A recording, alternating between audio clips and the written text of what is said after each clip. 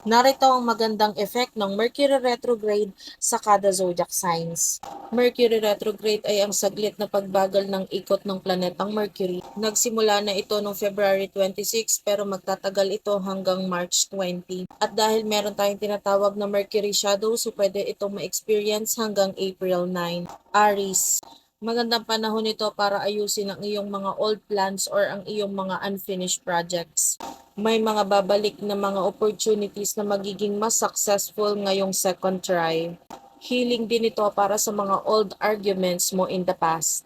Taurus, may mga babalik na old friends or connections in the past pero this time, mas maganda ang kanilang intentions. Magandang time ito para iayos ang iyong mga finances at rethink about investments.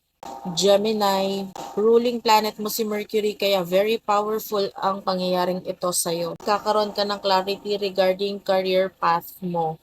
Mga past ideas pwedeng maging mas successful ngayon.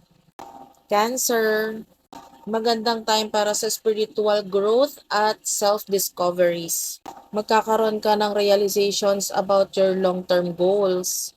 Pwede ring magkaroon ng mga travel plans na magiging smooth kapag ni-review mong mabuti. Leo, financial adjustments na magiging mas pabor sa'yo in the long run. May mga utang na mababayaran or mga perang mababalik. Emotional closure din about your past issues. Virgo, tulad ng Gemini, ruling planet mo rin ang Mercury. Blessing itong panahon na ito sa iyo dahil magkakaroon ka ng clarity about mga relationships mo. May mga misunderstandings na maayos at mas titibay ang partnership ninyo. Libra, work improvements. Makikita mo ngayon kung saan ka dapat mag-adjust para maging mas work productive. Magandang time ito para iayos ang iyong routine, i-organize ito at ganoon na rin ang iyong health. Scorpio, creative comeback ito para sa'yo. Old passion projects ay pwedeng mabalik at this time, ito ay magiging mas successful. Romantic reconnections ay possible din ngayon, pero this time, magiging mas mature na ito. Sagittarius, family healing ang highlight ng Mercury retrograde para sa inyo. Pagkakataon ito para ayusin ang kung anumang misunderstandings na meron sa inyo sa bahay. Magandang time din ito para mag-redecorate or ayusin ang inyong tahanan.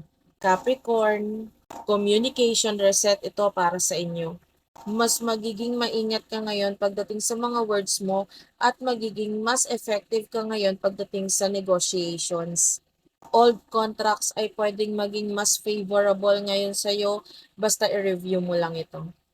Aquarius, financial awareness and blessings naman para sa'yo.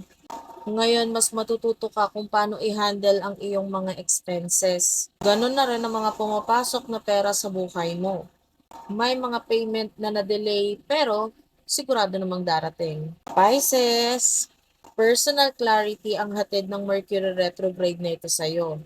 Mas makikilala mo ngayon ang sarili mo at mas magiging confident ka ngayon pagdating sa mga decisions mo. Magandang time ito para i-rebrand mo ngayon ang iyong sarili o mag-start ulit ng iyong mga personal goals.